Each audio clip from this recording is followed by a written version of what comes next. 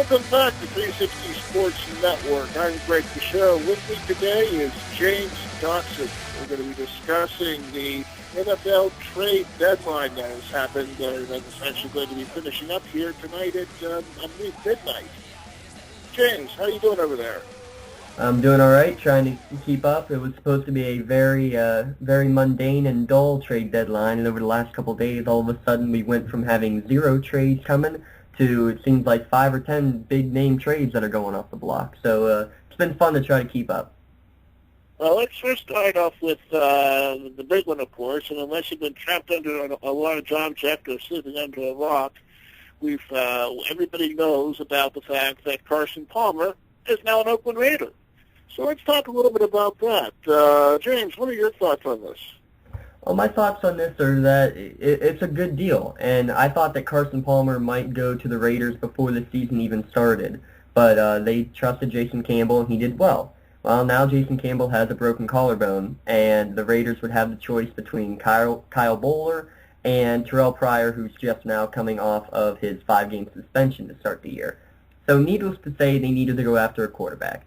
The word on the street is that they were going after David Garrard, who was released from the Jaguars early in the year, but that Garrard being, was planning on and was about to go through surgery for his back. So that's going to be an interesting story to keep up. But because of that, then, the Raiders went to go after Carson Palmer, who is undoubtedly still one of the best quarterbacks in the league, even without being on the field at all this year. He's still a great play, and it ends up being a great pick because he'll be able to throw the ball really well to the talented and fast receivers that Oakland has out there. You know, I have to give kudos to you on this, too, because last summer we were talking about who was going to go where, and, of course, we all knew that Carson Palmer wasn't returning back to the Cincinnati Bengals. You had mentioned that he was an excellent fit for the Oakland Raiders.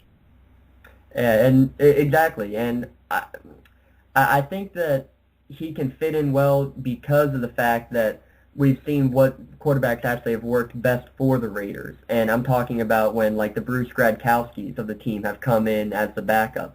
And that's the type of style that Carson Palmer has had. So that's why I thought he would be a good fit for Oakland. The only thing I'm disappointed in is how much Oakland did give up for this guy. It kind of makes me wonder if he was worth really a first and a second-round draft pick. Well, you have to ask yourself now, who got the better of this particular trade? Did Cincinnati end up getting the better deal, or did Oakland? I definitely say it's got to be Cincinnati. They found a great quarterback of the future in Andy Dalton. He's coming up strong in his rookie campaign, especially throwing to his tight end, Jermaine Gresham. And they just got a first and second-round draft pick for the next 2 years to be able to get even more young talent to bring in. They're a young team, a developing team. Both the Bengals and the Raiders are 4-2. The Bengals are gaining players for the future in draft picks, and the Raiders are gaining a quarterback that, I mean, no matter how good Carson Palmer is, he still has not played, he has not practiced at all this year. So just because of uncertainty, you got to give the edge to the Bengals. You know, I would have to say that I think the Raiders actually perhaps, it's a guarded statement here, but I really think the Raiders actually did better than what people gave them credit for, only because of the fact that they haven't had a big-name quarterback since Rich Gannon, and all of a sudden now they have a guy, Carson Palmer, who is healthy, and when he was healthy and when he was on his game, was as good as anybody else that's out there. You've got some speed receivers out there. This is a guy that can basically be the franchise and can lead the Oakland Raiders into something bigger and better. And it's also interesting to note how Hugh Jackson has taken the lead in this particular thing. And I don't think this transaction could have ever happened unless you had the passing of Al Davis, because Al Davis, I don't think would ever allow something quite this radical to happen. Disappointing you have to say that the passing of a great icon in Al Davis is what could eventually have led to this trade actually happening. It's a little odd and kind of sad to say that, but that's the way Al Davis was. So I think it's bad to say it, but it was almost a good thing that it happened the way it did. Yeah. Well, it's going to be interesting to see how this all pans out in the future. A couple other interesting things have happened as well. Of course, you had mentioned about David Garrard. David Garrard was on the Raiders' radar screen However, he declined the Raiders only because he stated that he was having back surgery coming up rather soon. And could this been the impetus for Coach Del Rio to basically release Garrard from the Jaguars, perhaps knowing the fact that David Garrard was having impending back issues? I think when you combine that with the fact that they did just draft Blaine Gabbert, I think that makes it obvious that you're not going to see Garrard in a Jaguars uniform again. I think he's realized that, and I think that's why he decided to have the surgery now, so that he can try to get ready to go, have everything healed, and be good to go come training camp time to see what team could possibly pick him up. Yeah. Another interesting trade that happened today was the Philadelphia Eagles releasing Ronnie Brown, who they just recently acquired from the Miami Dolphins, and basically sending him up to Detroit, and in return for an undisclosed draft pick and Jerome Harrison. I love this trade for both teams. Detroit can pick up a solid running back in Ronnie Brown to back up Javid Best and or take some snaps when Best is injured, because he's always injury prone and looks like he has concussion syndromes now. As for the Eagles, they pick up not only a draft pick, but pick up Jerome Harrison, who's been with the Eagles before and really fits the system a lot better than Ronnie Brown is. Jerome Harrison is a less talented LaShawn McCoy.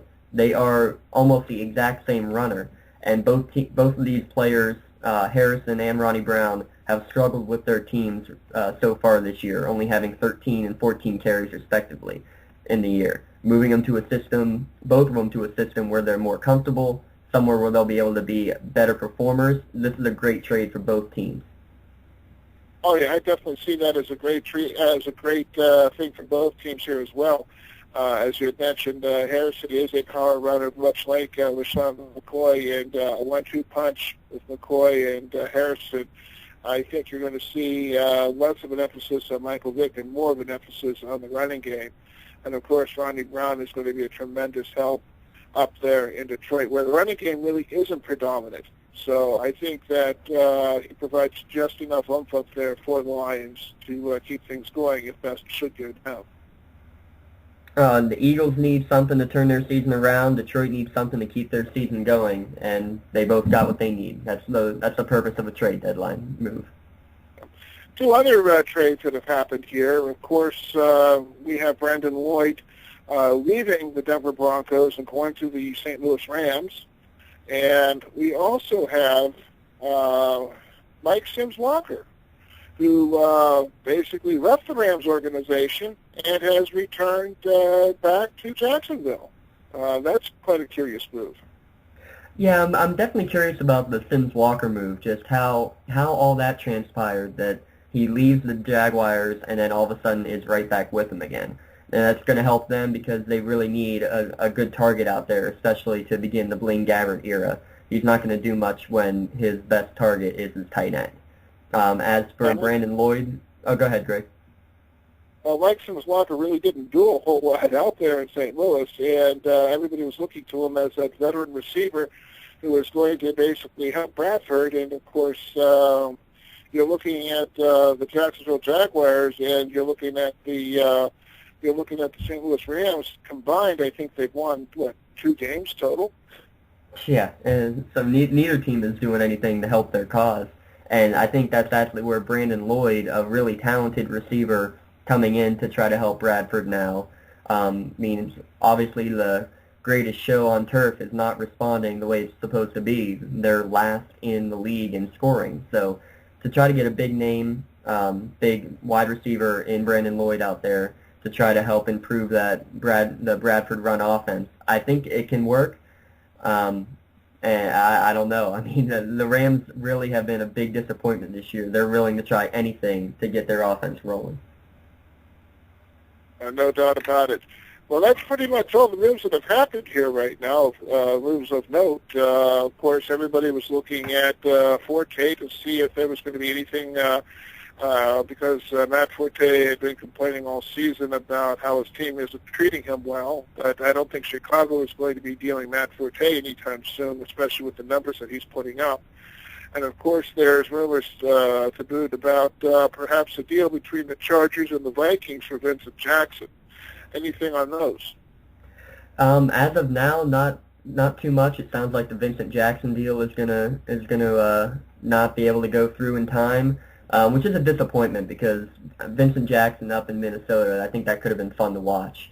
So it doesn't sound like there's any interest in Forte around the league. And you know what? The Mike Marks offense has started to go more towards Forte. So I think Forte's attitude is also changing there, and that might be part of the deal. My only other possibility that I see in the last couple hours is whether or not we might see a trade between the Cleveland Browns getting rid of Peyton Hillis, because the Hillis numbers just have not been great this year. And honestly, I think, though, that Hillis's current injury, not knowing how bad it is, it's probably just a 2 or 3 week hamstring pull, but I think that may keep Peyton Hillis from being dished out here at the trade deadline. I would have to agree with you on that. I don't think any team wants to risk, especially somebody with a pulled hammy, going out there, and also somebody who's kind of a questionable individual itself right now. They don't want to have the drama of a T.O. or an Ocho Cinco out there. And from everything that has transpired with Peyton Hillis, from the strep throat debacle to now the pulled hammy, it's just a situation where I think a lot of teams are just going to step aside and say, yeah, not right now. We need somebody that can produce right away and can make things happen. So I really don't think anything's going to happen with Peyton Hillis. No, I think you're right, and that could work out better for the Browns in the long run too, to be able to keep their really their star player, because you don't hear much from Josh Cribbs, and Colt McCoy is putting up solid numbers, but nothing spectacular, nothing leading to game-winning drives. So I think that keeping Peyton Hillis in Cleveland is definitely the best suit for the Brownies. Well, that just wraps up all the trade news at this particular time frame. Just keep tabs with your fantasy players and make sure that your player is one of those individuals that has been traded, and to take note of that. A Ronnie Brown trade could see some big dividends for Ronnie Brown. Also, it also puts additional emphasis on Jerome Harrison, especially going to the Philadelphia Eagles. And, of course, Carson Palmer is now available. So, with that said, I'm Greg Fischero. That's James Dotson. Have a good night.